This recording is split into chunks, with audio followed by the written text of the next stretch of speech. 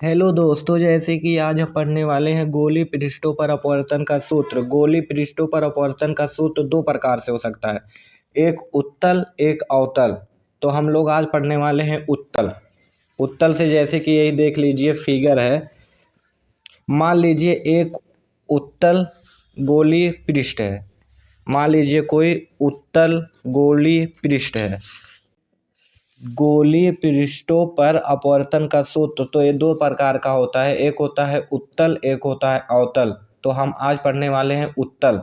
उत्तल मान लीजिए एक कोई उत्तल गोलीय पृष्ठ है, एस पी एस डैश, कुछ भी मान सकते हैं आप। उत्तल पृष्ठ है एस पी एस डैश, एक गोलीय उत्तल पृष्ठ है जो माध्यम M2 और माध्यम M1 को अलग करता है। जो माध्यम M2 और माध्यम M1 को अलग करता है। वक्रता केंद्र C है, इसका वक्रता केंद्र C है और इसका ध्रुव P है। इसका वक्रता केंद्र C है और ध्रुव P है, और इस पर एक बिंदु वस्तु O है। इस पर एक बिंदु वस्तु O है और इसका प्रतिबिंब I पर बनता है, और इस पर एक अभिलंब खींचा AM जिसकी लंबाई h है, और इसका आपतन कोण I और परावर्तन कोण R है। ये मान लीजिए अपने से अल्फा बीटा गामा, आप कुछ भी मान सकते हैं। ABC मान लीजिए, हम लोग क्या मान लिए हैं, अल्फा बीटा और गामा। अब जो जो माने हैं वही वही लिख देते हैं। जैसे कि फिगर यहाँ पे साइड में कर देते हैं, आप लोग को अभी समझाते हुए चलेंगे। जो माना गया है वही इस फिगर में लिखते चलेंगे। माना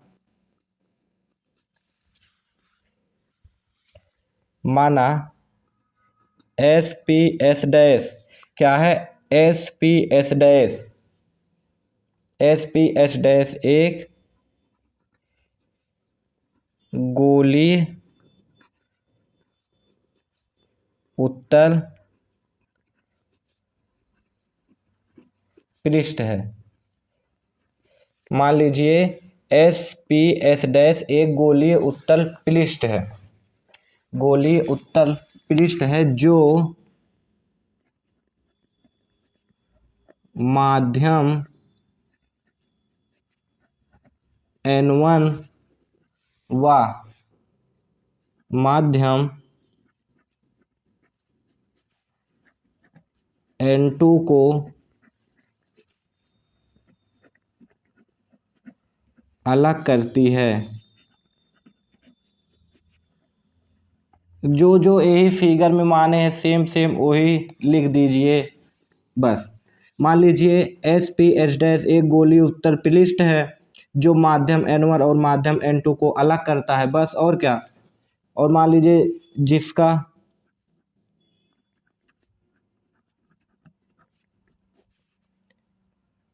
वक्रता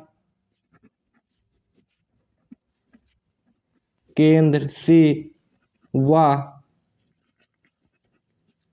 ध्रुव P है। वक्रता केंद्र C और ध्रुव P है। वक्रता केंद्र C और ध्रुव P है। एक बिंदु वस्तु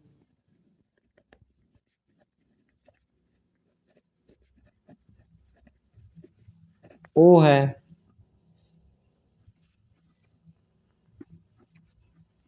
जिसका प्रतिबिंब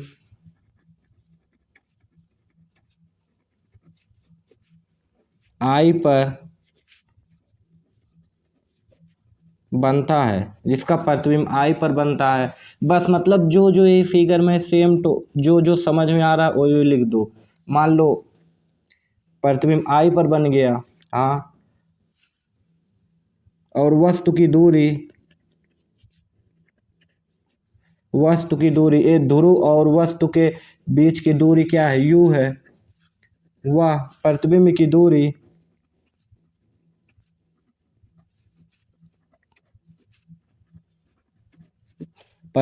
दूरी V है, और वक्रता त्रिज्या R है। वक्रता त्रिज्या R है, बस।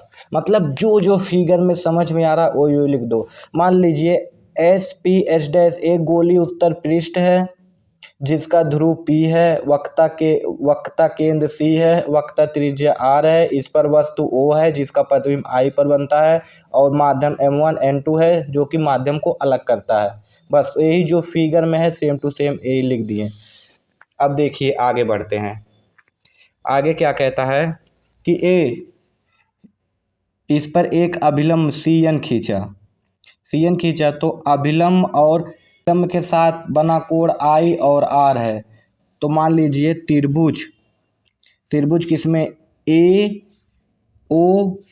में, त्रिभुज AOC में। कहाँ से, त्रिभुज AOC में। सी में क्या कहता है, कोण जो I है, A जो कोण है वो बहिष कोण है, कोण ANO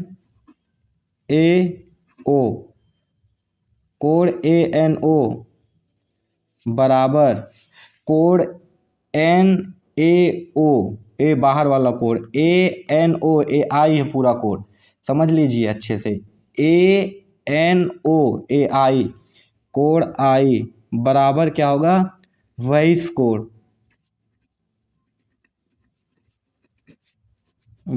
अब कैसे होगा ये भी समझ लीजिए। मान लीजिए कोई त्रिभुज है ABC, इसको आगे बढ़ा दिए D तक, और जो एक कोण होता है, मान लीजिए कोई थीटा, जो थीटा कोण होता है वो ये दोनों अंतःकोणों के योग के बराबर होता है कि नहीं। जो एक कोण होता है ये दोनों अंतःकोणों के योग के बराबर होता है, यही होता है बहिष कोण। बहिष कोण क्या होता है, कोई त्रिभुज है, एक रेखा को आगे बढ़ा दे, जो उसके साथ कोण बनेगा वो दोनों विपरीत एंगल के योग के बराबर होगा। जो थीटा होगा वो बहिष कोण है, ये दो अंतःकोणों के योग के बराबर होगा। तो इसी त्रिभुज में देख लीजिए AOC में I बहिष कोण है, I बहिष कोण है तो इसके विपरीत दो अंतःकोणों के योग के बराबर होगा, एक अल्फा एक गामा। तो कोण I बराबर अल्फा प्लस गामा, ये हो गया। समझ में आया होगा बच्चों कि जो एक त्रिभुज का बहिष कोण होता है वो दो अंतःकोणों के योग के बराबर होता है, तो I बराबर हो जाएगा अल्फा प्लस गामा। अब त्रिभुज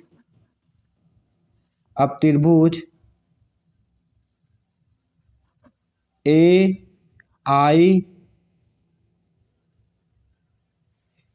में, त्रिभुज AIC में क्या कोण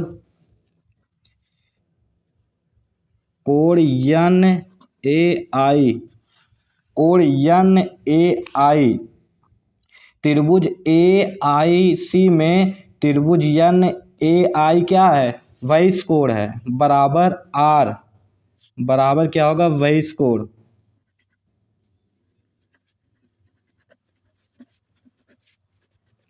बहिष कोण क्या होता है, दो अंतःकोणों के योग के बराबर होता है। तो कोण R जो होगा वो दो अंतःकोणों के योग के बराबर होगा, तो R बराबर होगा बीटा प्लस गामा। क्या होगा, बीटा प्लस गामा। समझ में आया होगा बच्चों। NAI कोण NAI बराबर R क्या है, बहिष कोण है। इस त्रिभुज के आधार पे बहिष कोण है तो दो अंतःकोणों के योग के बराबर हो जाएगा। अंतःकोण क्या है, गामा है और बीटा है, गामा बीटा है, ये हो गया। अब हम क्या करेंगे, स्नेल के नियम से, आप लोग पढ़े ही होंगे स्नेल का नियम।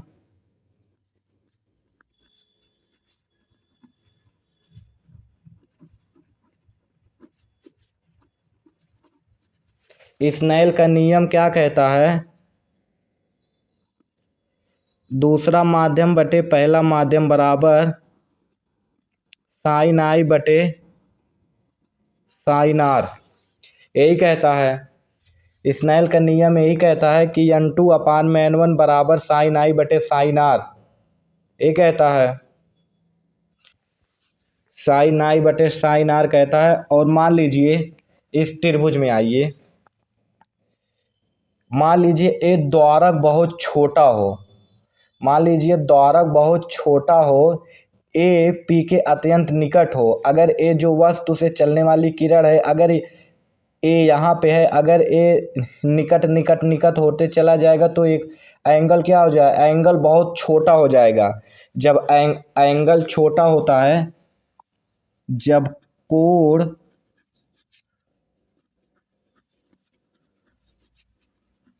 छोटा होता है तो जब कोण छोटा होता है, कब छोटा होगा, जब जब ए पी के अत्यंत निकट हो, जब ए पी के निकट हो। जब ए पी के निकट होगा तो कोण छोटा होता है। जब कोण छोटा होता है, जब कोण छोटा होगा तो sine I equal to I, sine R equal to R, tan theta equal to theta.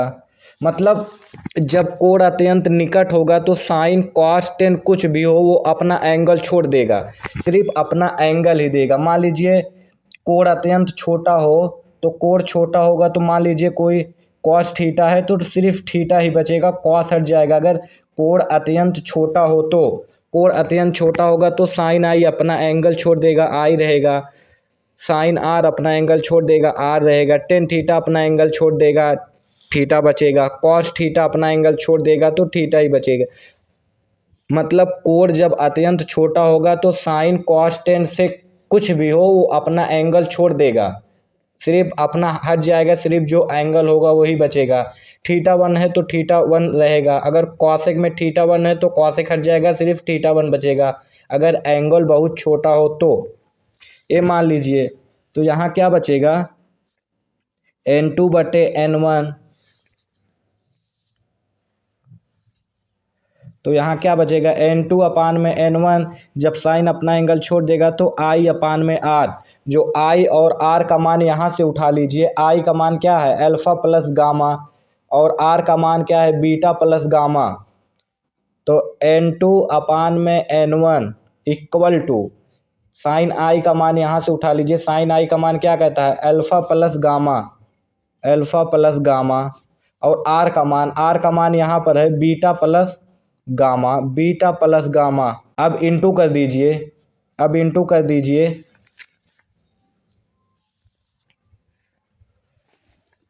अब यहाँ से इंटू कर दीजिए, n2 बीटा प्लस गामा, इधर भाग है तो इधर आके गुणा हो जाएगा, equal to n1 alpha plus gamma.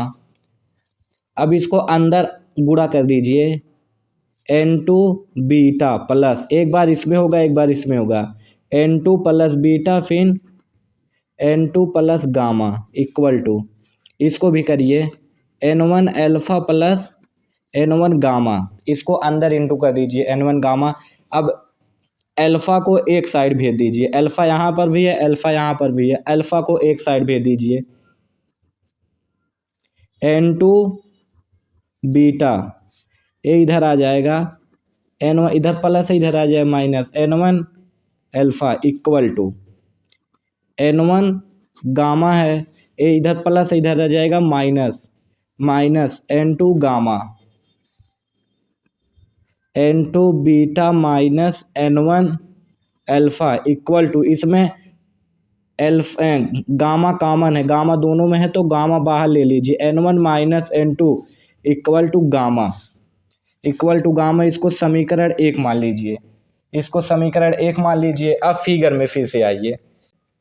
अब हमको क्या करना है, अब हमको अल्फ़ा बीटा गामा का मान निकालना है, अल्फ़ा बीटा गामा का मान निकालना है। को अल्फ़ा बीटा गामा का मान निकाल के समीकरण में 1 में रख देंगे।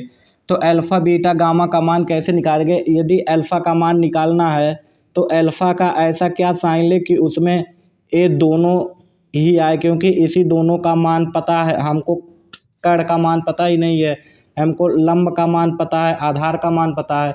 तो ऐसा क्या लें कि ये दोनों आ जाए। के लिए हम टेन थीटा ले लें, टेन थीटा लेंगे, क्या आएगा, लंब बटे आधार आएगा। टेन थीटा लेंगे लंब बटे आधार आएगा, तो हम अगर टेन अल्फा ले ले तो लंब बटे आधार आ जाएगा। ये माइनस क्यों क्यों है, जो वस्तु है वो बाएं साइड है, बाएं साइड है तो ऋणात्मक लेंगे, अगर दाहिने साइड है तो प्लस लेंगे, ये भी बाएं साइड है तो ये भी ऋणात्मक ही लेंगे। वस्तु की दूरी और प्रतिबिंब से वस्तु की दूरी दोनों माइनस में लेंगे, और ए वक्रता त्रिज्या जो कि पॉजिटिव साइड है तो इसको प्लस में लेंगे। ये हो गया। अब हमको पता चल गया टेन थीटा जो होता है वो लंब बटे आधार होता है। अगर हम टेन अल्फा ले लें तो अल्फा का मान हम निकाल लेंगे, ये दोनों, क्योंकि दोनों मान पता है। तो मान लीजिए टेन अल्फा क्या कहता है, लंब बटे आधार। लंब के टेन अल्फा, टेन के सामने की भुजा लंब होगी, लंब कितना है एच है, आधार माइनस यू है। और जब ए पी के अत्यंत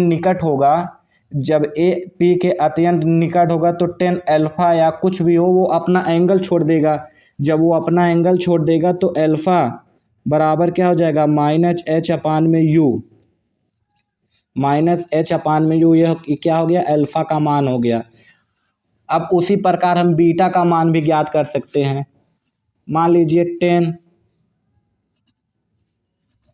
टेन बीटा क्या कहता है, लंब बटे आधार। लंब कितना, लंब एच है, लंब एच है, और आधार आई से पी के बीच की दूरी क्या है, माइनस वी। और अभी को क्या पढ़े हैं, यदि ए पी के अत्यंत निकट हो तो एंगल छोटा हो तो टेन थीटा साइन थीटा कुछ भी हो वो अपना एंगल छोड़ देता है। तो यहाँ अपना एंगल छोड़ देगा, क्या बचेगा, बीटा। जब अपना एंगल छोड़ देगा बीटा बचेगा, जब अपना एंगल छोड़ देगा बीटा बचेगा, तो बीटा क्या होगा, माइनस एच अपान में वी। ये बीटा का मान हो गया। अब इसी प्रकार हम गामा का भी मान ज्ञात कर सकते हैं। टेन गामा इधर है, टेन गामा के सामने का लंब कितना है, एच, आधार आर, ये भी अपना एंगल छोड़ देगा, एच बटे आर। ये हो गया। और अभी को पहला समीकरण क्या था, हमको मिल गया अल्फा बीटा गामा का मान मिल गया समीकरण 1 में अल्फा बीटा का मान रखने पर। तो यहाँ पर लिखिए समीकरण 1 में अल्फा बीटा व गामा का मान रखने पर, तो अल्फा का मान, बीटा का मान n2, बीटा का मान क्या है, माइनस एच अपान में वी। फिर यहाँ पे क्या है, माइनस n1 है, माइनस n1 है, तो अल्फा का मान यहाँ है माइनस एच अपान में यू, इक्वल टू क्या है, ब्रैकेट में n1 माइनस n2, और गामा का मान यहाँ पर है h बटे आर। देख लीजिए बच्चों, हमने कुछ नहीं किया, समीकरण 1 जो पीछे हमने अच्छे तरीके से ज्ञात किया है, उसी समीकरण 1 में हमने अल्फा बीटा और गामा का मान यहाँ ज्ञात करके सीधे रख दिया। तो अब माइनस इसके अंदर गुणा कर दीजिए, n2 minus n2 h1 minus n2 h बटे v। ये माइनस प्लस हो जाएगा, माइनस अंदर गुणा होगा तो माइनस प्लस हो जाएगा, n1 h बटे u equal to n1 minus n2 बटे h बटे r। तो h यहाँ से कॉमन ले लें, तो क्या बचेगा, माइनस n2 बटे v प्लस n1 बटे u equal to n1 minus n2 h बटे r। यच से यच कट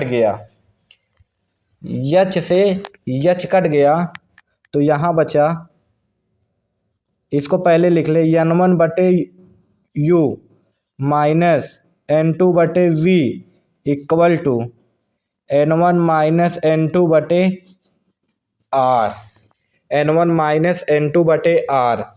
एक तो ए सिद्ध हो गया, यही सिद्ध करना था बच्चों, यही फार्मूला है जो कि बहुत ही इंपॉर्टेंट है, बहुत इंपॉर्टेंट। इसी एक बार फिर से बता देते हैं, इस समीकरण एक जो अभी हमने पीछे ज्ञात किया, इसमें अल्फा बीटा गामा का मान रख दीजिए। अल्फा का मान निकाल चुके हैं, बीटा का मान निकाल चुके हैं, गामा का मान निकाल चुके हैं। क्योंकि जब एंगल बहुत छोटा होगा तो वो अपना एंगल छोड़ देगा, चाहे मान लीजिए साइन टेन थीटा कुछ भी हो, तो अगर एंगल बहुत छोटा है तो वह साइन थीटा सिर्फ थीटा ही रह जाएगा। तो टेन अल्फा बहुत छोटा होगा तो अल्फा बचेगा, टेन बीटा बहुत छोटा है तो बीटा ही बचेगा, टेन गामा बहुत छोटा हो तो गामा ही बचेगा। ये हो गया। तो अल्फा बीटा गामा का मान समीकरण एक में रख दिए, तो अल्फा का मान रख दिए, बीटा का मान रख दिए, गामा का मान, तो एच से कॉमन ले लिए तो एच से एच काट दिए तो ए ही प्रूव्ड हो गया। बस, धन्यवाद बच्चों। अब मिलते हैं नेक्स्ट वीडियो में। अगर वीडियो अच्छा लगा हो तो लाइक करिए, सब्सक्राइब करिए और शेयर करिए अपने दोस्तों के पास।